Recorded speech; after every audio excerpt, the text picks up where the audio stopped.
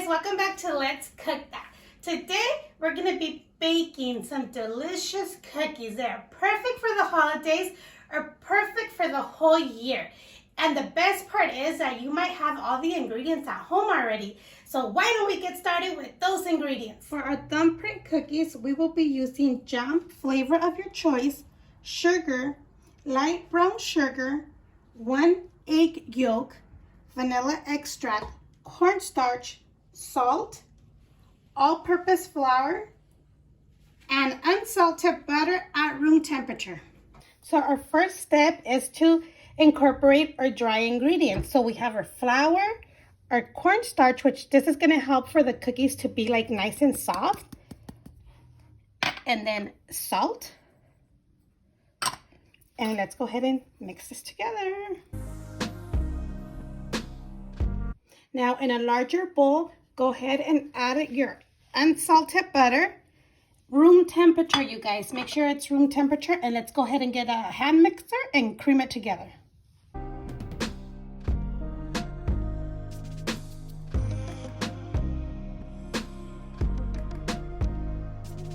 Once it's creamed together, we're gonna add your sugar and your light brown sugar. And let's go ahead and cream this together for 30 seconds. Now that it's nice incorporated, let's go ahead and scrape around the bowl.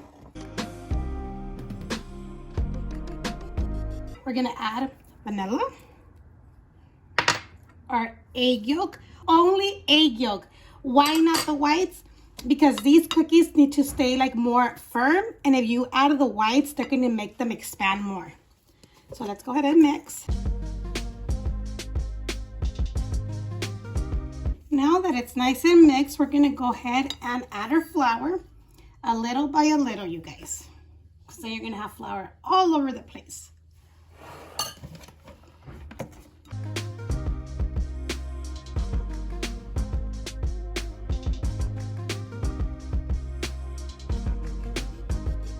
Okay, once you mix everything, let's go ahead and scrape. And you see it all crumbly and dry. That's perfect. That's what you want. Now you're gonna get your cookie baking sheet. You can use the cookie sheet and put it over your pan, or if you're gonna not use the sheet, you make sure your pan is ungreased, okay? So now you're gonna get a cookie scooper or like a tablespoon, and you're gonna create little balls with clean hands. I already washed my hands, you guys. Not all the time I'm gonna show that I'm gonna wash my hands, but I constantly wash my hands all the time. So what you're going to do is go ahead and make a little ball. Make sure it has a very good shape. Try for it not to have any cracks, so then your cookie won't crack. So you're going to make a little ball, and then you're going to place it on your pan. You can either use your thumb to press down. I mean, they are called ThumbPrint cookies. Or let's show you the other way. Let's get more down.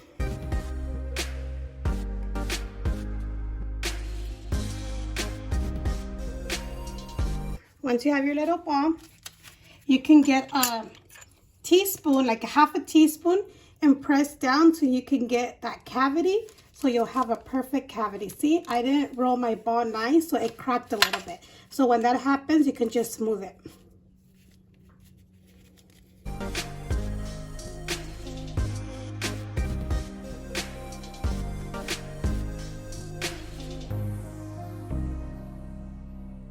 Another way that you can do it is once you have your little ball, roll it in sugar, and it gives it another, taste, and it looks cute. But some of them from the house don't like it with the sugar. I do. And then do the same thing. Do the little cavity. You could just fix it a little bit. And do the same.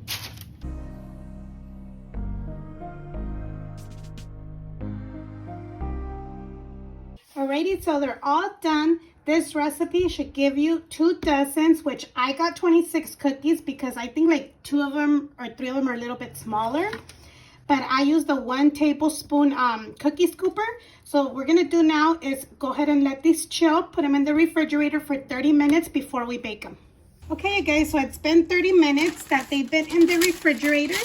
So what we're gonna do now is turn on your oven to 375 Fahrenheit. And the jam, I did warm it up for like 10 seconds in the microwave, just enough so you can stir it and it could be nice and smooth to work with it. Not hot though, you guys, okay? Just like 10 seconds. Now let's go ahead and scoop a little bit of the jam into our cookies.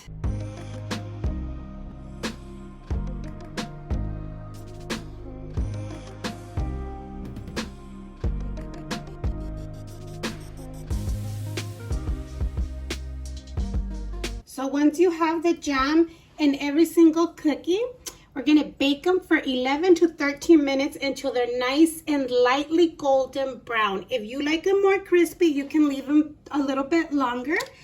But if you're using the same cookie pan, you're gonna bake one batch first, remove them, put them in a cooling rack, and then wait until your pan is cooled down completely to put the other ones, because these are cold, so you don't want to put the cold cookie into your hot baking sheet. So you're gonna make sure, okay? So let's go ahead and put them in the oven, and my oven is ready, so let's start.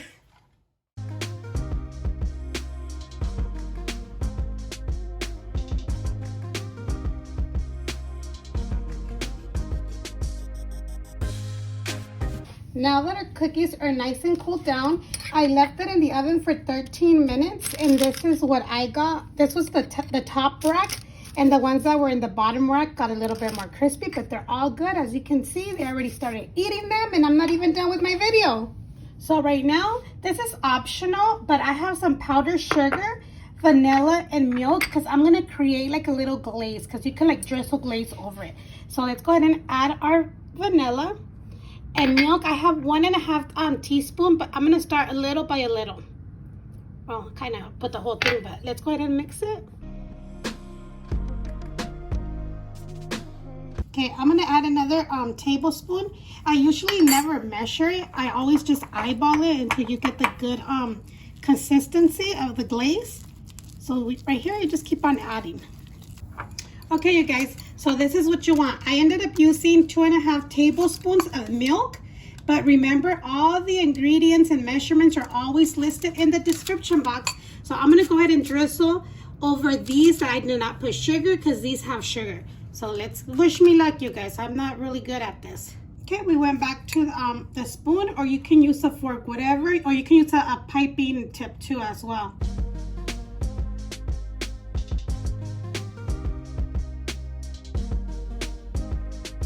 Alrighty, you guys, they're right here. As you can see, I have little mistakes. It's okay though, it's just for the house.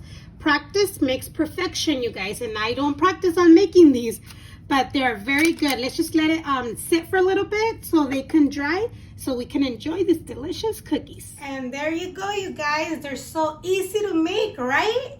And they're very, very delicious. You can also make them without egg. They'll just be a little bit more crispier. They won't be too soft. But let's go ahead and give this a try. Delicious.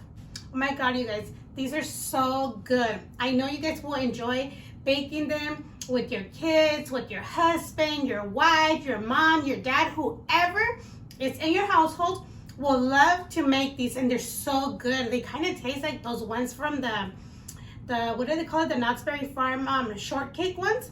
They're very delicious, you guys. I hope you guys enjoyed this video. And if you guys did, don't forget to give it a big thumbs up. Subscribe if you haven't done so. Turn on the little bell so you can get notified every time we upload a new video, you guys.